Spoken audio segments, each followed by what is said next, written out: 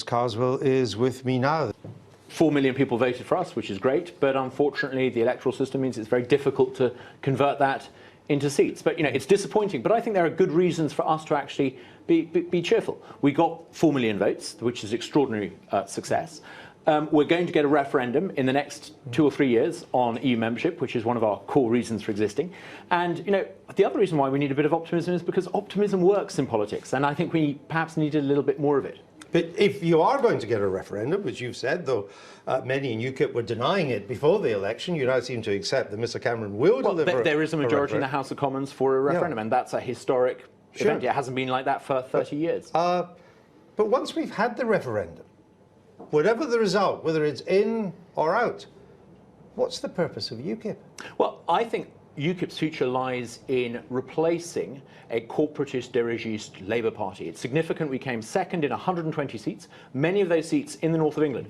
The disaffection that people in Scotland clearly feel towards the Labour Party doesn't stop at the border. It stretches all the way down into the old Labour heartland. And I think there's a tremendous future for UKIP in displacing the Labour Party with a sort of radical popular capitalism. You're not going to get any real alternative from the remains of Keir Hardie's party. I think we need but the something Scottish different. Nationalists don't stand for a radical popular capitalism. They stand for a position which is widely seen as to the left of Labour. That's pretty hard for UKIP to do that. But I'm absolutely convinced as a free marketeer that the case for the free market, the case for popular capitalism has never been easier to make. The problem is that the corporatist system we have in this country is giving capitalism a bad name. But many of these working class communities, particularly in the north, where you've come second, and they are disillusioned with Labour. But they're disillusioned with Labour because they feel that under the market system, they've lost out. People have done well, but they haven't. I don't understand how more market is going to attract them to you. Well, I think if we had I think there's a huge space in the political ecology, if you like, for a genuine, radical, populist, free market alternative that is not in cahoots with big business and corporatism. You're going to sell that in Hull, in Huddersfield, in Rochdale. It's going down pretty well in Clacton. But that's, well, yeah, Clacton is a different place, and even then it may be because it's gone well in Clacton, because you have a big personal following there, don't you? In the age of Amazon, the case for free trade has never been easier to make. We need to start making it. In an age where bank bailouts are outrageously putting public money into the pockets of big corporatist interests, I think the case for real, genuine free market reform can be made. We need to make it. So in terms of the market, you would, let me get this right, in terms of the market, you would position yourself to the right of Mr Cameron and hope to sweep the Labour north.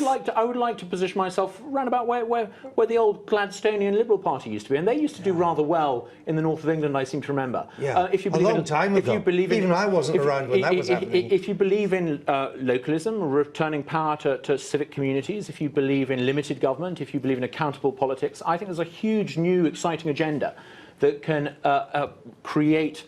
We've got a very firm base already. As I say, we came second in 120 seats, and I think there's a huge opportunity there. My point is, to come back to this, because I think it's important. I know you're all very happy you came. It's a consolation prize. You came second in all these seats and only first in your seat. But it may just be, if we have the referendum and the European result is taken, and immigration is no longer such a big issue as it has been, and you're not that fond of harping on about immigration anyway, that you will just seem an irrelevance by 2020. Well, I beg to differ. I think the real driver for UKIP, and something that we need to get even better at doing, is there's this tremendous sense of anti-politics, a tremendous sense that the established political parties are not really doing it. I mean, we talk about the Conservatives having a great success, and they've won this election. They only got 36% of the vote. I think there's space for a new party that comes in and creates the opportunity for real far-reaching political reform. Isn't the realistic thing for you to politely ask the Conservatives to let you back in? No. The Tory party is far too patrician and corporatist for me. I will, as UKIP's MP, be pragmatic. If they do sensible things that are in keeping with change and reform, I will support it. But I feel that the future for UKIP is looking bright. We're in a good position, I think, to make big gains in 2020.